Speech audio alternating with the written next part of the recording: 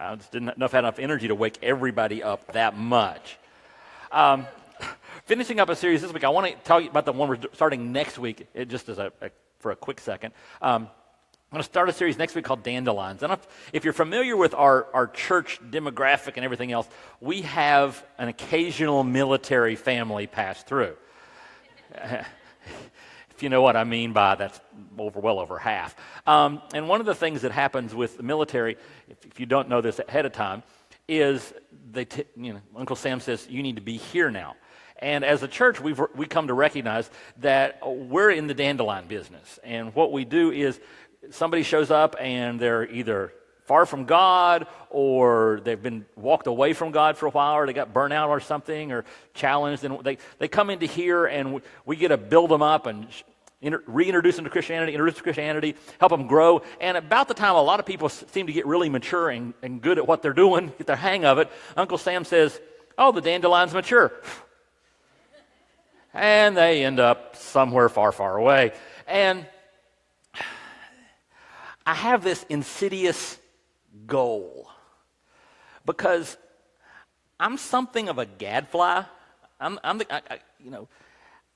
If you don't know this, if you're part of this church, I'm the most annoying pastor you've ever had, okay, and ever will, because I believe there's a lot of things in today's church that we're not focusing on the right stuff, or we're doing things that aren't just not doing them right, or this is one of my least favorites. We've turned off our brains. And we don't think about anything ever. We just, and I don't like that. And so I like to be able to say, when somebody leaves here, I want to be able to say, I know why I believe what I believe. I want them to also be able to say, I don't know. I'm still working on that. I'm still in process, and God's still teaching me that lesson. And I'm okay with living in the area where I'm still learning and growing. And so what I want is, when Uncle Sam does take these people against my will and move them somewhere else, I want him to go somewhere else and cause trouble. I want him to go in and ask hard questions and say, is that the best way for the church to be functioning? And can I help you? Just take a little bit of the annoyance that is the lead pastor here and take it all over the place. And take the church to what it needs to be. And if you're going to be part of this church, I hope that that becomes part of who you are. That ever questioning, asking tough questions, looking hard at things, and not just taking the answer you've heard for all these years, but being able to tell people why you believe what you believe. That's a huge piece of what I think is important in the church. And so that series, it's not a full-scale thing, but the concept is we're going to take a few weeks, and I'm going to talk about, okay, these are some things that if you move, I want you to take with you, and if you stay, I want you to keep and understand it's crucial to who we are. It's part of what we are as Spout Springs Church, what makes us unique. And one of the areas, this message, we're finishing up the So What series, this kind of almost segues, because we've been doing the So What series, and the concept between So What behind the series is there are a lot of things that as the church we say this happened, but we don't draw a line and say, and here's why it matters. So yeah, Jesus rose from the dead, so what? We draw a line. Okay, God did create the universe. Okay, so what? And we'll talk about that. And this one, today we're talking about Jesus' second coming. And I don't think there's anything in the church that we do a worse job of so what on. Because at one extreme, we ignore it completely and just don't even think about the fact that the Bible teaches very clearly Jesus is coming back. And at the other extreme, we turn it into a trivia game. It becomes a category on Jeopardy. And that's all it is a bunch of trivia. And it doesn't really matter. It doesn't impact. And so today, I want us to dig into it in a way that answers the question, okay, we believe Jesus is coming back, so what? How should that impact the way that I live my life today? And I'll tell you up front that the first few weeks in the series, there was a heavy emphasis toward understanding for somebody who hadn't made a decision for Christ yet. I wanted to really lay that out there. For this one I'm going to come a little harder at people who are Christians, who've been Christians for a while, and help you start grasping that one, even more than I had the other weeks. And so we're going to start off in Acts chapter 1, in one of my favorite passages. Okay, not one of my favorite passages. My absolute favorite passage about the second coming of Christ. In Acts chapter 1, if you want to go ahead and flip over there, you turn in your Bible, turn on your Bible, use the QR code in your bulletin, however you want to get there. And to set the stage, what's going on is I always kind of wonder what it would have been like to have been a disciple during the Jesus just rose from the dead period. We're good at the before. They're hanging around the Jesus as the teacher. They're learning from him and all that stuff. But then he does the whole crucifixion thing. And then he rises from the dead. And, okay, I got that. Then he does the let's just hang around phase. And just hanging around with somebody who rose from the dead. And I have a feeling because he's in his glory, he might have even glowed slightly. I mean, the dude could appear and disappear at will. And then it was like, what's it like to hang out with a guy who just rose from the dead, who's the Son of God? And my guess is for the first day or two, everybody be kind of stunned, a little afraid. If I say something wrong, will he just disappear again? Because he keeps he's here and then he's not, but after a while, the disciples get comfortable with, believe it or not, they got comfortable with a guy who was risen and glorified. He's just walking around with them and they're just having fun talking with him. And then, as we'll see in this, they got to the point where they were completely relaxed. There's a point where they didn't even think about the fact that much. It's just a fact of life. We've got the risen Christ here. Let's just talk. And in Acts chapter 1, verse 6, when the apostles were with Jesus, they kept asking him. Okay, let's get this image right. The word you're looking for is pestering. Okay, anybody have kids who kept asking you? Huh? Yeah, you got the kid who just ask. This is what's going on. This is the picture, is they're running around Jesus and they're asking a very good question. So when the apostles were with Jesus, they kept asking, Lord, has the time come for you to free Israel and restore our kingdom? That seemed like a really good question. Because the disciples, the apostles, even the Jews had been thinking for years, Messiah is going to show up and he's going to restore Israel to all its glory. He's going to defeat the Romans. He's going to bring God's kingdom of righteousness. Everything's going to start going great when Messiah comes. And Messiah has come. And he rose from the dead. And he's just walking around talking with them. They're just chilling. And they're going, Jesus, how about now? Is it time to start now? How about now? Jesus, are we going to start now? Is the kingdom coming now? Okay, it's Wednesday. Now? How about Thursday? And they're just pestering him. And you ever have your kids pestering you, and there's the point at which you get tired of the pestering and you decide to just answer them? And so Jesus says in verse 7, Jesus replied, the Father alone has the authority to set those dates and times, and they are not for you to know. Now, if you've been here a while, what's the Steve Davis paraphrase of that verse? Father alone has the authority to set those dates and times. They're not for you to know. It's none of your business. I mean, it's very parental, isn't it? They just keep pestering you and finally says, that's not your business. None of your business. Then he says, but, verse 8, you'll receive power when the Holy Spirit comes on you, and you will be my witnesses, telling people about me everywhere, in Jerusalem, throughout Judea, in Samaria, to the ends of the earth. In other words, when I'm coming isn't your business. Getting the message to the world, that's your business. And can I just throw this in here? Christians who spend all their time talking about Jesus' second coming and none of their time getting the world ready for Jesus to come annoy me. Okay? Just up front, if you want to annoy me, start focusing on Jesus' second coming and trying to figure out when it is and how he's going to do it and all the details. Do I sound annoyed? Yeah, I am. Okay, just talking about it annoys me. So, none of your business, you do this. And then, verse 9, after saying this, he was taken up in a cloud. So in other words, the last thing he says is, get to work. Okay? After he's saying this, he was taken up into a cloud while they were watching, and they could no longer see him. As they strained to see him rising into heaven, two white-robed men suddenly stood among them. Men of Galilee, they said, let me read it and paraphrase it for you. Take time. What are you doing? And said, why are you standing here staring into heaven? We've never seen a guy do that before. Okay, that's why. You don't know why. That he was here, then he was there. or never seen it. That's why.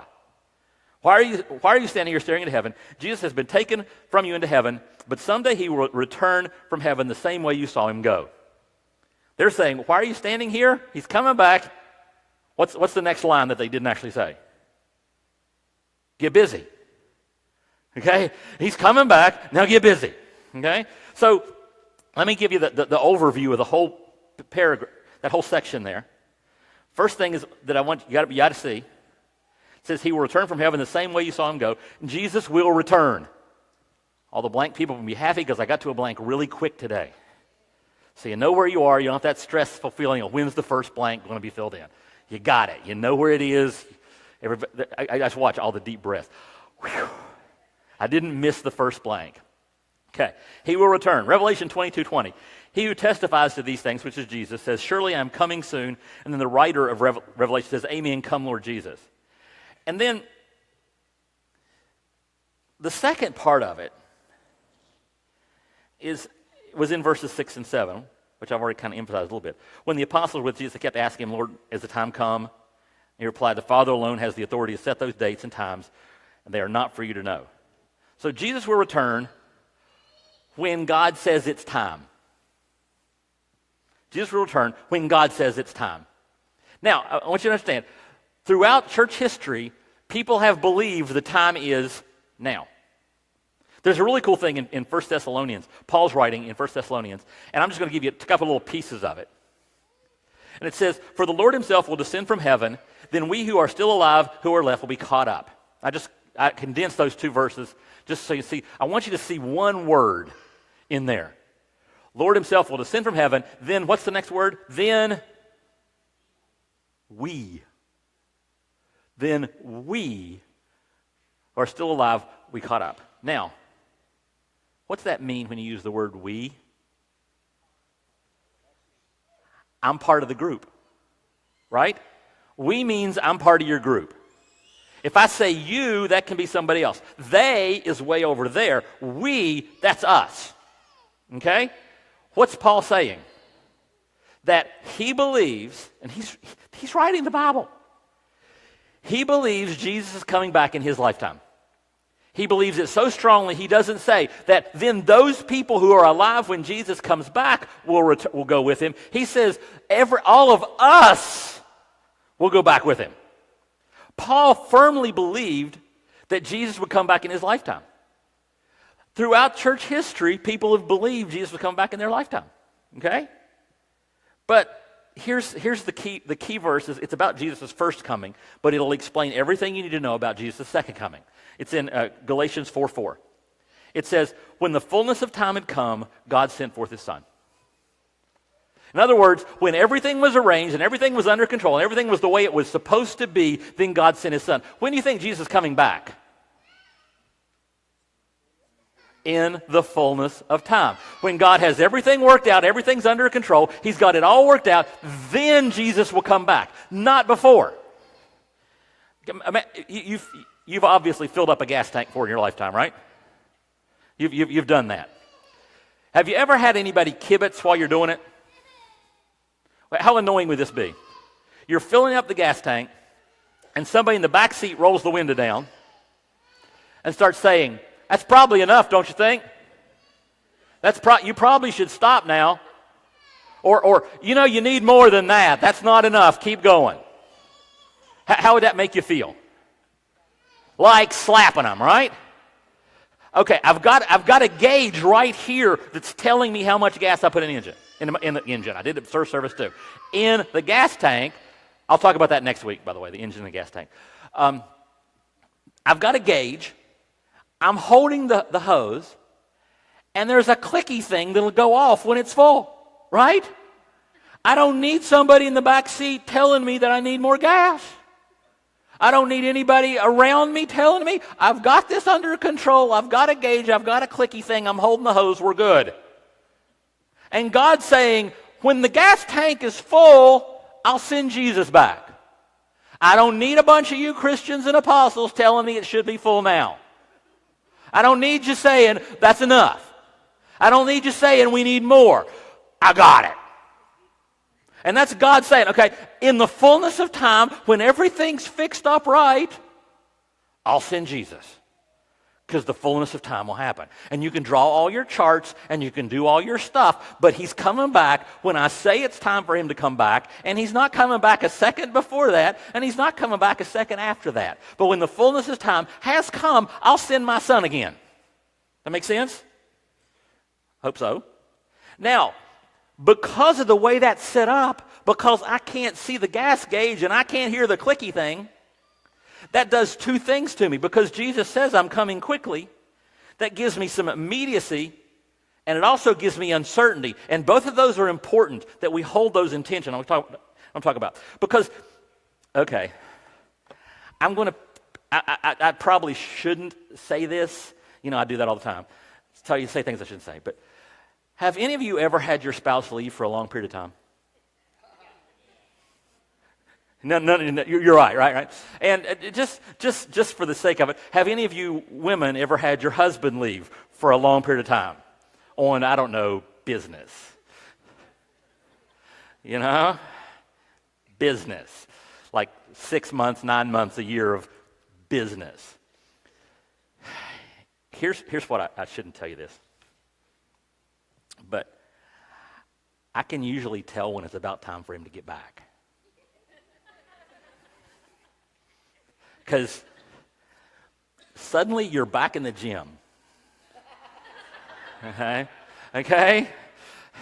And I see you, and it's like, hey, you got the makeup back. I don't say it out loud.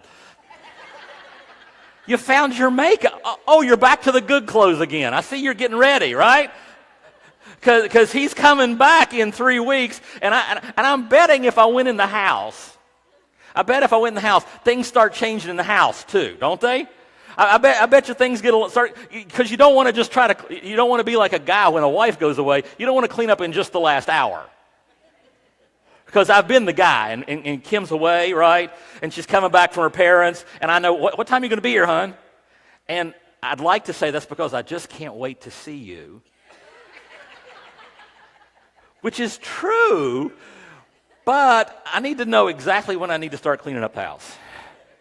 Okay, I need to know the exact moment, because I know how long it's going to take me to get this place presentable. So I want to know the exact second that you're going to be back, so that I can back that up a couple hours, and I can get to work and I can make this place presentable before you get here. Because that's how we operate, right? Now, how would it be if you didn't know when your spouse was returning? You got to keep it nice all the time, right? You got to do, well, that's the advantage of we don't know when Jesus is coming back, okay? Because that immediacy, that engages our energy, that keeps us alert. Matthew 24:44, Jesus said, "This is why you're also to be ready, because the Son of Man is coming at an hour you do not expect. Blessed is that servant," verse 46, "whom the master finds doing his job when he comes." One of my favorite bumper stickers I've ever seen. It's Jesus is coming. Everybody look busy. And there's an immediacy, because I don't know when he's coming back. And you know, you ever had this is probably more of a guy one. Again, I'm stereotyping. Get over it. You know, where she decides to leave early and gets back 2 hours before she was supposed to surprise you, and you are surprised. And she comes in and she kisses you and immediately does what? Starts cleaning up your mess. And you're going, I was gonna do that. I was getting ready to do that. I was about to do that. I was fixing to do that. If you're Southern, you're fixing to do that. I was going to do that. I was gonna. And the concept's very clear. When Jesus does return, I don't want to be going, I was going to get around to that. Jesus, I'm serious. I was really going to work on that. Jesus, I was going to start taking that out of my life soon. I was going to talk to that friend of mine about a relationship with Christ. I was going to get involved in serving. I was going to start doing stuff for you, God. I was going to start serving. I was going to get plugged in. I was going to. And the fact that he could come back now, means you don't want to have a whole lot of asgunas on your shelf. You don't want to have a whole lot. Well, you want to eliminate those because you don't know when he's coming back. But the unpredictability brings value too. The fact that it could be your lifetime. Like I said, every Christian in history pretty much has had a strong feeling that Jesus was coming back in their lifetime. And he didn't. Now, I like trees. I don't know if you noticed. You may have picked up. I like life. So I have a house full of dogs and kids and people, and I have a yard, and it looks terrible, and I like trees. So I have trees, and I've planted trees. The whole time I've lived in that house, I've added trees. And I've got a few silver maples I brought from my dad's house in West Virginia. And if you know silver maples, they just spin up roots. And because I'm the most meticulous lawn care guy in the world, they never actually get, oh, never mind, you get to see them all over the place.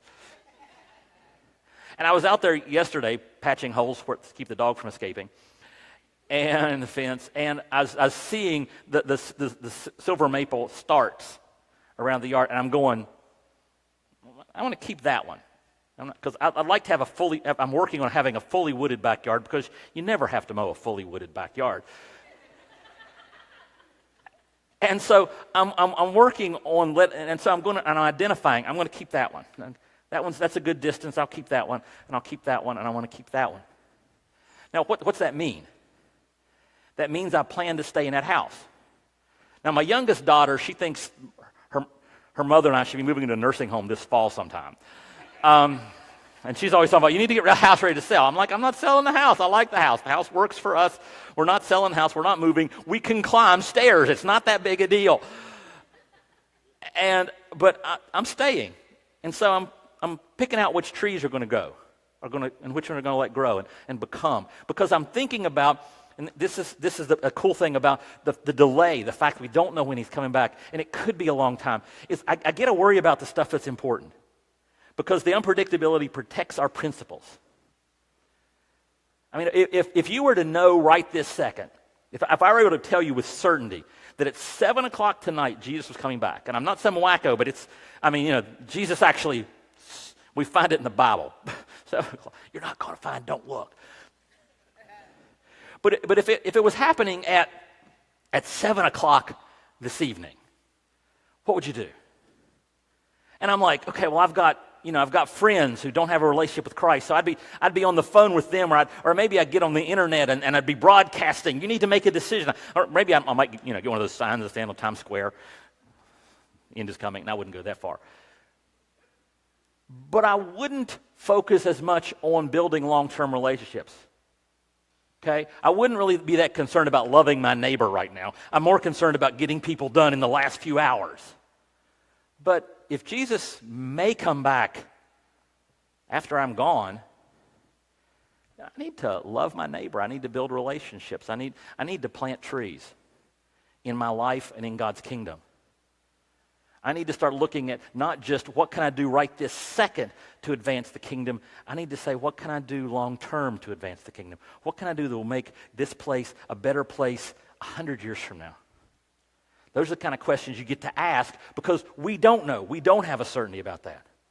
We have to start living our values. I mean, I've thought for years, those crackpots, those people who say, the world is ending on Tuesday. I always wish they lived in my neighborhood. Because if there was somebody in my neighborhood who said, for certain the world is ending on Tuesday, I'd be at their house Monday night. Can I have your stuff? If you want to just give me the bank routing numbers, that's fine. I'll be glad to just take that. You got a 401k you want to sign over? Because you're not going to be here tomorrow, right? World's over. Doesn't matter to you. You can keep your TV so you can watch it live as it happens. But you got an upstairs TV you're not using, I'll take that. Can I have your stuff? All right? Because if I believed it, I'd have to live it. And live in such a way that you believe it. But I want to say, long term, let me give you a couple ideas on that, because what we have to do is, the idea that Jesus is coming back right now, potentially, that's urgent. And the fact that he might not come late for a long time means I have to focus also on what's important. And I can't give up either one. Does that make sense? I can't sacrifice the important for the urgent, and I can't sacrifice the urgent for the important. I have to keep both of them floating all the time. And one of the things that's real, and it's important, I have to keep it in that balance, is the idea of judgment. And there's a couple areas in the judgment I need to focus on. It says, Hebrews 9:28, so Christ was sacrificed once to take away the sins of many, and he will appear a second time, not to bear sin, but to bring salvation to those who are waiting for him. Okay, salvation. I've got mine. I've already got, but it's not. What about the people in my life who don't have a relationship with Christ? What do I need? How do I need to live? I need to live with an urgency that says I need to do what I can to help this person come to a relationship with Christ. But it's also important. It might take a while. I can't burn a bridge. I can't just yell at them and say, make up your mind now, because most of the ones that I'm trying to reach personally are people who've already been told that a few times. They're already pretty jaded to that you need to make up your mind now stuff. And I got to break down a few walls. I got to work with them. I got to be friends with them. I got to sit. I got people, I sit and talk with them about just whatever for hours just to be a friend with them. And then because I'm thinking urgent and important at the same time, I'll sprinkle in little references. And if I bring up something and they don't respond, I just, okay, well, for Easter, there was a young woman that I work out with, and I was inviting her to Easter, and it was real clear, you talk to somebody, you mention something, anything spiritual, and the wall goes really fast. And I went, okay, cool. I mentioned it, the little wall went up, I changed the subject, kept talking. And one of these days, I'll just keep testing. I'll just poke once in a while. Not enough to be that annoying. I'm only annoying to Christians. Okay? That's what I work for. Okay? But I'll just test the waters. Because it stays urgent, but it's important enough that I'm going to maintain the relationship. And I try to have plenty of people in my life who don't have a relationship with Christ where I can work on the urgency and the important, where I can ask a question once in a while and test the water and just throw little things into conversation and see if it sparks something. Because Jesus is coming, and I want them to be ready too. Not because I'm better, but because I really believe what I'm talking about. I believe there is an eternity. I also believe that judgment has to do with what people do as well. Matthew 16:27 says, the Son of Man will come with his angels in the glory of his Father and will judge all people according to their deeds, according to their actions, according to what they've done. And so I have to stand up for what's good and true and right. I can't just say, well, it's okay if you want to do that stupid stuff. I have to recognize that hurts them. That's harmful. I have to speak it. I have to speak it lovingly to people. And here's something, by the way. I'm going to give you, here's something that you can use when you're talking to somebody. Because some people don't like the fact, oh, that old judgmental. Well, judgment's necessary. If you know that, judgment is absolutely necessary. You guys all know, I think Prince, the musician, he's been dead 2 years now. Did I get that right? That just seems like wasn't that long ago. But I think I saw 2 years. And they finally got back with all the coroner and all the police stuff. And I have to read this part. They found out that what killed him was fentanyl. I can't pronounce that right. Fentanyl painkillers that were disguised as Vicodin pills. So somebody gave him bad pills, and he died. Now, he was heading, never mind. He wasn't exactly heading in the good direction anyway with how he was treating himself. But still, that was the actual cause of his death. But they said, we cannot conclusively show who gave him those pills. We don't know where they came from.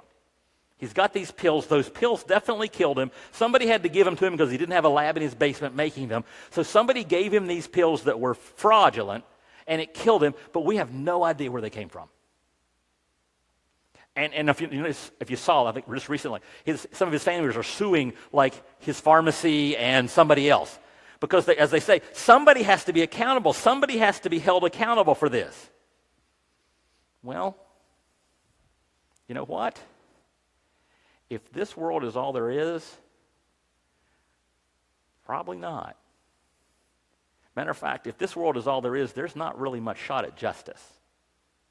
Because way too many people get away with way too much stuff.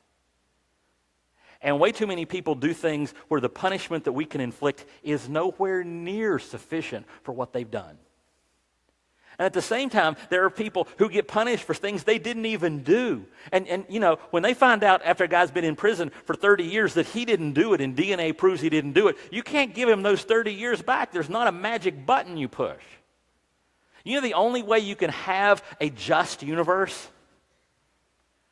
is an afterwards judgment. Somebody who's completely righteous, completely just, completely fair has to sit and act in judgment after the game's over. It's the only way to have a just universe. And so if you say that Jesus isn't coming back, that there's no end to the story, there's no way to have a just universe, you might as well just quit trying. It's impossible. Okay? But with Jesus coming back, that means judgment will happen. It also means that restoration will happen. 2 Peter 3:13 says, "But you are looking forward to the new heavens and the new earth he has promised, a world filled with God's righteousness." And you didn't get that. Let me just right front. I read it, you didn't get it. Because it's just words and it floats past. Read it again. A world filled with God's righteousness. What does that mean?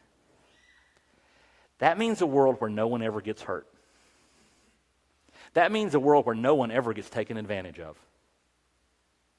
That means a world where you never get hurt. That means a world where you never get taken advantage of. That means a world where no one ever disappoints you. That means a world where nobody ever hurts you in any way, nobody ever gets hurt, no kid ever goes hungry, no guilty person ever gets off from it, and no innocent person is ever punished. God's righteousness flooding the universe changes the way everything happens. And when Jesus comes back, we get a universe that's full of righteousness. Isn't that better than just reading it like that? When you stop and think about it, that's a pretty sick thing. Isn't that pretty slick? A world that's just everything is right all the time. Righteousness, right, all the time. It's always right. Wow. And it's not just for humans. It's for the whole creation. Romans 8:20 and 21 says, "Against its will all creation was subjected to God's curse, but with eager hope the creation looks forward to the day when it will join God's children in glorious freedom from death and decay." The whole place gets fixed. When Jesus comes back, the whole place gets fixed. Now, how do we apply that to the immediate, urgent, and important concept? What are we supposed to be doing?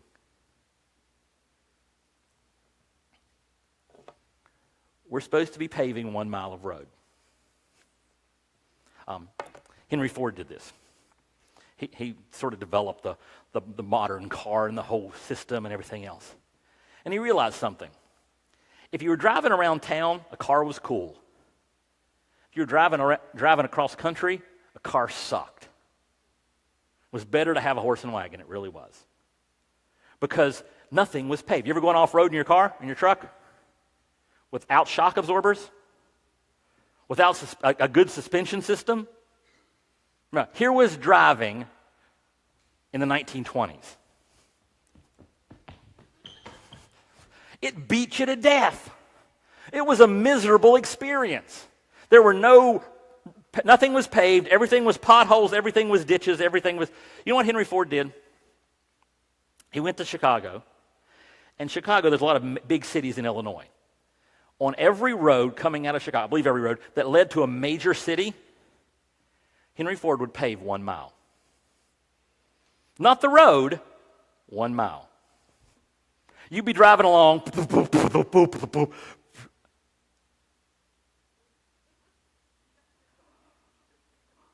This is so amazing. The next thing you know, everybody who owned a car is agitating what? Get the roads paved. They're willing to pay taxes to get the road from Chicago to Joliet paved. And they're paving roads everywhere. You know what Henry Ford's doing? Cha-ching, he's selling cars. Because he showed them what it was like for 1 mile to be paved. You know what we do? What the church is supposed to do? We pave 1 mile. We can't pave creation. We can't make everything better, but we can make everything a little bit better here. We can't make a place out there where you're going to be treated fairly, where you're not going to be judged, where people aren't going to look down on you because of something, where people aren't going to bring up your past hurts and throw them back in your face. But we can create a place right here, one little mile, where no matter what happened in your past, we love you anyway. And we don't judge you anyway. And we create a place where there's fairness. And we can't get every hungry kid in America food, but we can get the ones on our mile fixed. We can make it so the kids that are in our mile, not just in our church, but part of our community, we can find a way to make their lives better. We may not be able to pave that area, but we can at least put down some gravel. And we can find that. And that's what the urgency and the importance work together in, is we can look and say, we need to do something and it needs to matter. And it needs to point people to something greater. Which leads to the last thing I want to bring up. Because it's pretty interesting how they tell the story about Jesus coming back. Because the one thing his leaving didn't have was drama. There's a little bit of drama, but basically went,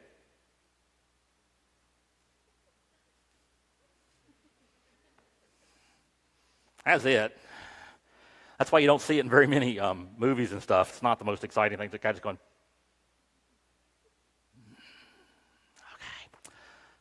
Listen how this is how Jesus describes his coming back. He's talking to the priest right before he gets crucified. He's talking to the high priest, and again the high priest asks him, Mark 14, are you the Messiah, the Son of the Blessed One? And verse 62, Jesus says, I am, said Jesus, and you will see the Son of Man sitting at the right hand of the Mighty One and coming on the clouds of heaven.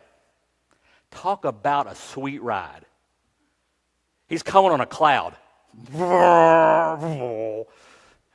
And Paul retells it in 1 Thessalonians. He does it a little differently. He says, for the Lord himself, talking about Jesus, will descend from heaven with a shout. We saw part of this verse earlier.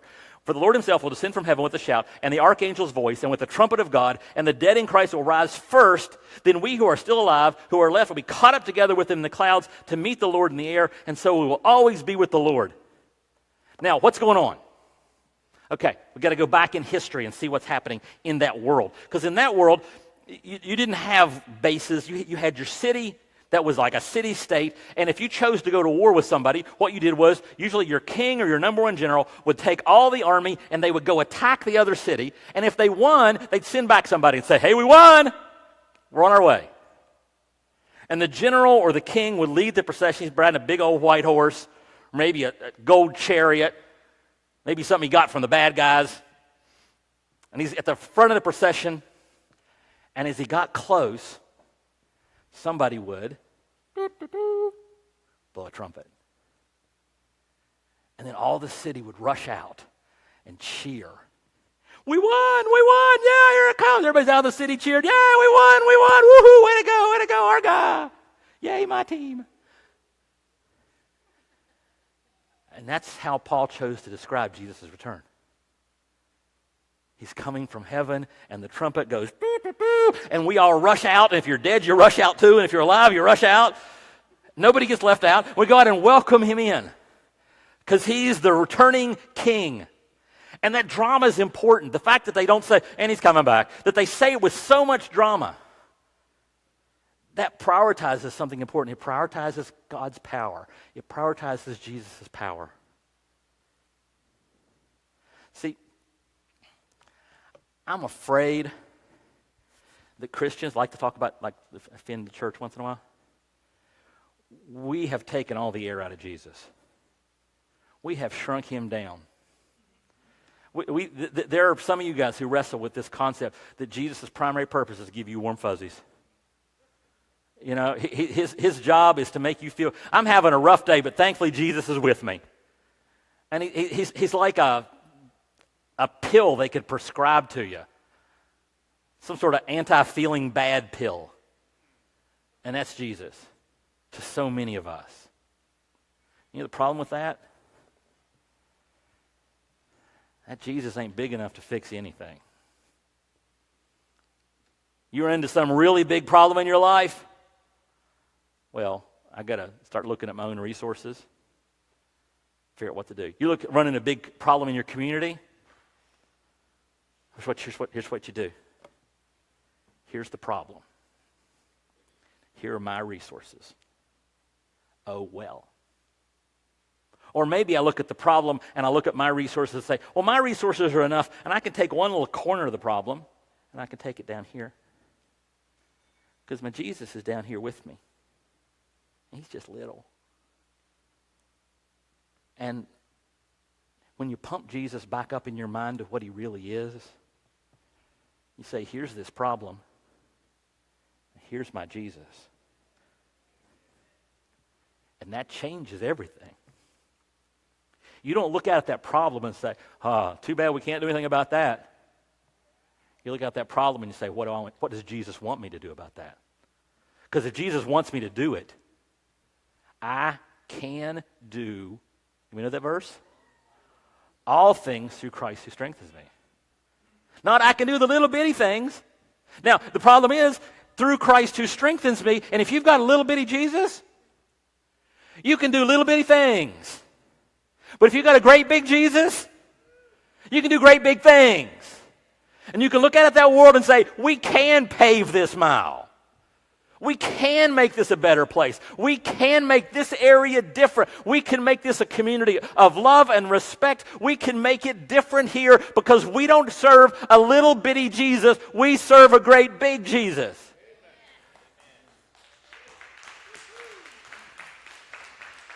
And that's why it's important that when you start talking about Jesus coming back, he's not coming back with a lamb. He's not Mary bringing his little lamb with him. He is the Lion. The Lion of Judah is coming back in all his power to bring righteousness and justice and restore everything that has ever been done wrong. He's going to bring a kingdom of righteousness. And those urgent things, they take a big Jesus. And those important things, they take a big Jesus. Folks, I think the reason we've shrunk the return of Jesus to such an inconsequential thing, trivia, a Jeopardy category, is because we've shrunk Jesus so small. It's not urgent, it's not important, it's just a thing. But this world needs a big Jesus, and you need a great, big, powerful, magnificent, amazing Jesus. I shouldn't tell you the story, but I'm going to. Hope it doesn't make me sound good because it shouldn't. I did a CrossFit competition last week, and just in case you're curious, I sucked. I've got two really strong things going for me. I am old and slow. And so, you bring those to the table and, sky's the limit. And so I'm in this competition because some friends bargained me into it. And there was the first workout thing was you took a barbell and you did some cleans and you did some back lunges and you just had to put the weight over your head 3 times and then just as many rounds as you could get of each of those things. And I was watching the video and going, ugh. And then as I'm watching, oh look the old and slow guy. Oh, he's a little fat still too, isn't he? Old, slow, fat. I'm a triple threat. But the last thing was put the weight, was just shoulder to overhead 3 times. And it's 85 pounds, which years ago, that was a lot of weight for me. And I've been working out for about 4 or 5 years now. And it was cool to watch because I came to that and I went, pew, pew, pew, with 85 pounds. I went, I can feel good about that. I can feel okay because a lot of people can't do 85 pounds. Because as fast as I can move arms, like, wow, I may be more powerful than I thought I was. And I only bring that up to point out Jesus is more powerful than you thought he was. You've got this little bitty Jesus who can barely lift the problem you're facing today. I bet you. There's some in here right now and you're wrestling with a problem and you honestly in the back of your head, you'd never say it out loud, but that problem's too big for Jesus. Because you got that little bitty Jesus that's crawling around it, and he's like a little bitty Jesus.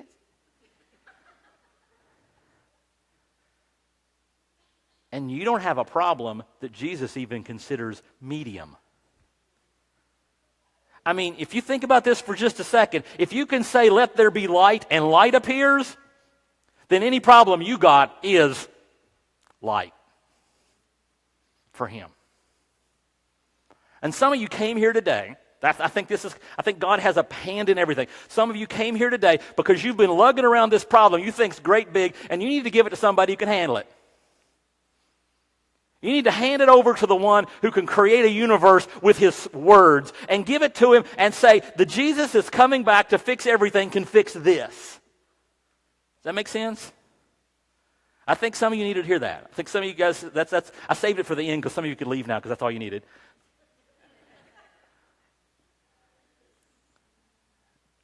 And then can I talk to another group? Because some of you may not have a relationship with Christ. And one of the reasons you've never been drawn to it that strongly is because every Christian you talk to has this little warm, fuzzy Jesus who plays with sheep. And they never present to you the Lion of Judah. They never present the one who's going to come back riding clouds like a chariot. They never present the one who is coming back to take the universe and not tweak it to make it a place that is all right, all righteousness all the time, and has the power to do it. And if you've never accepted Christ because we Christians have been presenting him as this puny little thing, I apologize for us, and I present to you a Jesus worth serving. A Jesus worth accepting, a Jesus who is capable of taking your life and changing it for the better. Not through your power, but through his. And if you'd like to talk to somebody about that Jesus and have a relationship with that Jesus, we've got a table in the back. It's got blue bags that look just like this one. And if you grab one of those blue bags, after the service, you just go back and grab a bag. We've got people that are trained. They'll take about 10 minutes. They'll walk you through the bag, they'll unpack it with you, show you how to have that relationship with the real Jesus, the big one. And it may be that you've never been baptized and you have accepted Christ, but you've never announced to the world that you're a follower of Christ. That's done through baptism. If you've never been baptized, recognize baptism is saying that there's a Jesus worth living your life for. And if you're ready to commit your life to living it for him, just let us know. We'd be glad to get you baptized at this coming month, this coming week. Maybe you'd like to live into the design God has for you. If that's the case, we have our step classes. They'll start up again next Sunday night. I'll teach the first one at 6 o'clock. Just show up next Sunday night at 6 over in the cafe. Great class. First step in learning how to live into God's design for your life.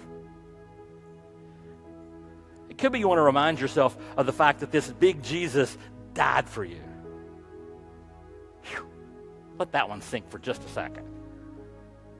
Riding the cloud guy, creating the universe by saying, let there be light, died for you. If you want to remind yourself that, Jesus gave us a way to remember it. It's called communion. We've got a communion station there. We've got one in the back. Just go back, take communion, remember who Jesus is. It could be that God's speaking to you about something else. You want to pray about it. We've got a cross in the corner during this next song. If you'd like to pray about anything, just head over there. Nobody's going to bug you. If you do want to pray with somebody, we've got some people around the outside of the auditorium who'd love to pray with you. Anything you want to pray about. I gave the first service this challenge. Can I give it to you too? I give you homework. Usually my homework's really easy. I'm going to give you hard homework, all right? What was it, 2 weeks ago, homework was look up. I want to give you a cure for itty bitty Jesus, but it'll take some work. Okay, I did a little book a couple years ago on how to read the Bible through in a year and gave you some stats. One of the things I say at the end of the book when you get to Revelation is to take the book of Revelation, the last book in the Bible, and don't read it over 7 days. Read it in one sitting. Just pick it up, chapter 1, verse 1. Sit down, get you a cold or warm drink, whatever you need, and you sit in that chair and you read the book. It'll take you half an hour. It'll rock your world. Because when you read that book which is about the second coming, that's what it's about. It's about God coming and restoring all creation through Jesus Christ. If you read it a little bit at a time, you can start nitpicking it and find little things, and I think he's coming on a Tuesday. Right there, looks like a Tuesday to me. you read it in one sitting, that big old Jesus just jumps off the page at you. He just roars. The Lion of Judah just roars at you. And you come away going, man, did I have a small Jesus. No matter how many times you read it, when you come away from the book of Revelation, read it just one time through, you go, I had a small Jesus. And I guarantee you, if you take that, it'll take 40, you guys just did it, right? 40 minutes? You'll have a Jesus-sized Jesus. Because what we don't need is a bunch more Christians toting around their little bitty Jesus. Their little good luck charm Jesus, their little genie Jesus who meets all their little needs when they have them. A Jesus who just makes you feel warm and fuzzy once in a while when you need it. We need a life-size, powerful, magnificent Jesus Christ. And we need to recognize how big and how majestic and how powerful he is. And we need to recognize that Jesus, he's coming back.